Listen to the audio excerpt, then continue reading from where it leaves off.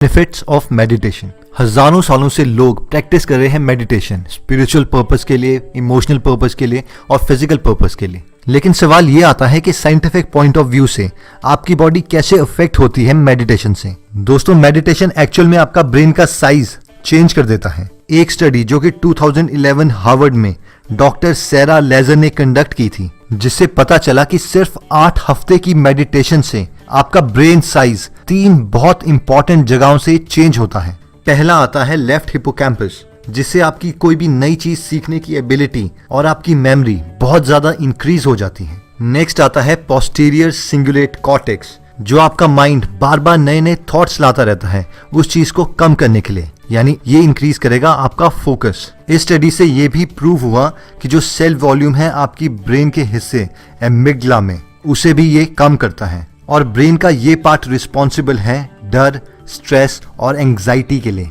Meditation का दूसरा benefit आता है कि ये आपको आपकी बुरी आदतों को कंट्रोल करने में मदद करता है। एक स्टडी जो 2015 में की गई थी, उससे हमें पता चला कि मेडिटेशन ब्रेन का एक पार्ट है जिसे हम कहते हैं डोर्सोलेटरल प्रीफ्रंटल कॉर्टेक्स, उसे ग्रो करता है और ये पार्ट डायरेक्टली रिलेटेड है हमारे विल पावर से। एक स्टडी में शराब पीने वाले लोगों को 2 ग्रुप में डिवाइड किया गया। उनमें से एक ग्रुप को 8 हफ्ते तक मेडिटेशन सिखाई गई, जबकि दूसरे ग्रुप को एक 12 स्टेप्स का प्रोग्राम।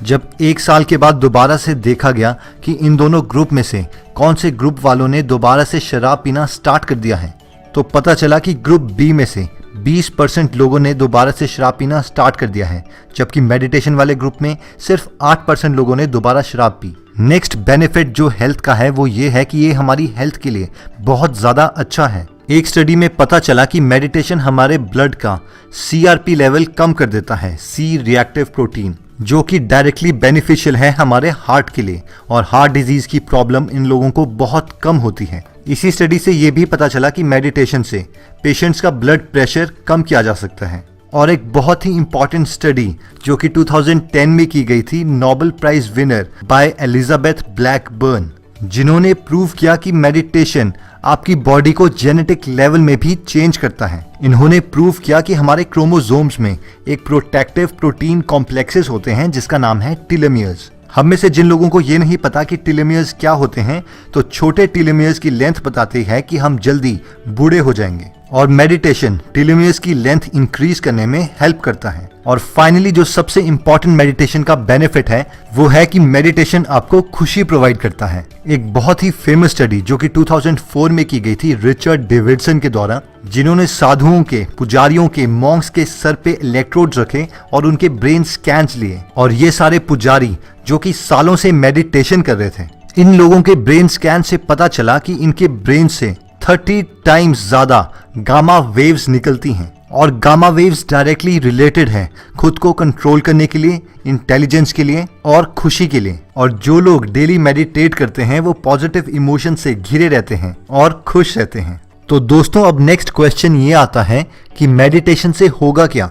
मेडिटेशन का जो सबसे पॉजिटिव इम्पैक्ट है वो ये है कि आप अपने माइंड को कंट्रोल कर सकते हैं। जैसे आप रेडियो को ट्यून कर सकते हैं, उसे ऑन कर सकते हैं, ऑफ कर सकते हैं, वैसे ही आप अपने माइंड में चल रहे थॉट्स को ऑन कर सकते हैं, ऑफ कर सकते हैं, और जो आप चाहें एग्जैक्टली वही सोच सकते हैं। यानी आप अपने माइंड को कंट्रोल कर रहे हैं डिस्पाइट कि आपका माइंड आपको कंट्रोल कर रहा है। और अगर आप ध्यान से सोचें तो ये किसी पावर से कम नहीं है। आप अपनी स्ट्रेस को, एंग्जाइटी को, फोकस को, कंसंट्रेशन को, सब पर कंट्रोल पा सकते हैं। अगर आप कभी भी अपने माइंड की वॉइसेस को सुने तो आपका माइंड हमेशा किसी ना किसी को जज कर रहा होता है, आपको किसी के साथ कंपेयर कर रहा होता है, कंप्लेन कर रहा होता है, किसी को पसंद कर रहा होता है, या फिर किसी से नफरत कर रहा होता है। और ये थॉट्स हमेशा आपके दिमाग में चलते रहते हैं और आपका उन थॉट्स पर कोई कंट्रोल नहीं रहता।